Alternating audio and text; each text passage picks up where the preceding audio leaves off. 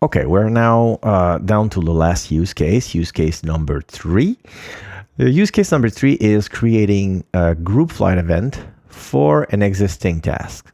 So for this example, I've taken the identity of Poundy. So I changed my user key file, and so the application thinks that I am Poundy. Okay, this is the basic. I'm going to show you. So I'm Poundy, and I look at the map, and I see this task, which I find really interesting, and I want to fly it on the WeSimGlide Tuesdays. So I take the number 530. This is the task number, and I come here, and I look at the little WeSimGlide button here. I click it, and I enter 530 here. Click OK. It's going to bring me to this window where I can select where I want to put the files. So I say OK, and then it asks me whether you want to overwrite if there is any file conflicting. I say yes, and it downloads the DPH file, expands all of the files, and then it opens the task in my tool.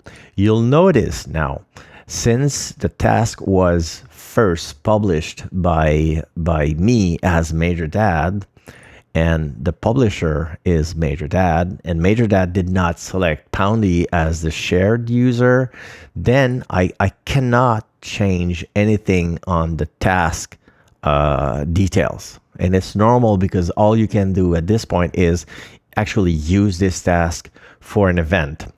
So what you want to do is go here, event, and the event tab is available. So I would select something else. I would select the WeSimGlide club.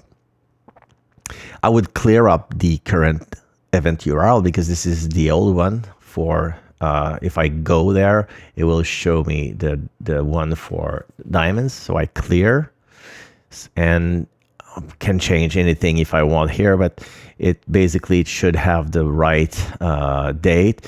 I can switch weeks with this if I want, previous and next week.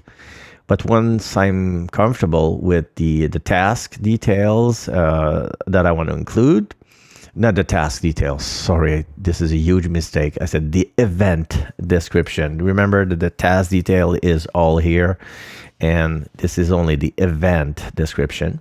So once I'm good with the event details, I go onto WeSimGlide, and then I cannot do an update of the task, but what I can do is create my own event on WeSimGlide. So I do reset Holly, because I want to have all of my checkboxes. And we're going to do something else. We're going to use delayed availability. But what is the purpose of delayed availability for a task that already exists and is available and is viewable for someone? Well, if you take care of, not naming your event something that people can look up, but say refly of an interesting flight from the diamonds, only that, right? And you leave the rest, you don't give any hint on the event description of what you're going to fly. Then click save. Here, if I click refly, it will really include, it will not even include links. So anything, it will not give a hint about what the task will be. So let's do this and try this again with the 6 hours before. It's going to change again. Well, the task will not change, because only the Discord, you would have to edit your Discord post. But still, let's see what this does. So we start group. I don't use the combine. I can't, because this is already posted. I'm only using the group flight event post here. I save, and then I start here. And did you make sure? Yes, I can review all my options, and I say yes. Okay, now it starts like a regular group event main post. Take me there. Of course, it's going to bring me to the real WeSimGlide one. I don't want that. I want to post in my demo group event, which is here. Right, auto paste. This is the image, the text content, like this. And then you get, again, the link for this message. Same thing, you press shift, you click the copy link, and then the thread for your Discord, shift again, thread, and then paste. See, this is an interesting one. This is, you see how Discord actually truncates long names. But if you just do paste here, it's going to paste the whole thing. It copied it and it's already in your clipboard, all right? And then follow the instruction. You say here, okay, and then auto paste. And you see it only, yeah, now I receive my my notification about the announcement. If I go into the announcement, you can see that the announcement is here. The task has been set for later availability. If I go back to the event, you see that on the logistics, if I open the task, it really doesn't post anything. You have the event logistics and that's all, okay? You don't have any hint on to what the flight should be and will be. And if you go in on, let me go to WeSimGlide and we go into the event, we refresh, we see that there's the OzGlide starting Tuesdays, but here, same thing, is going to become available in 18 days here.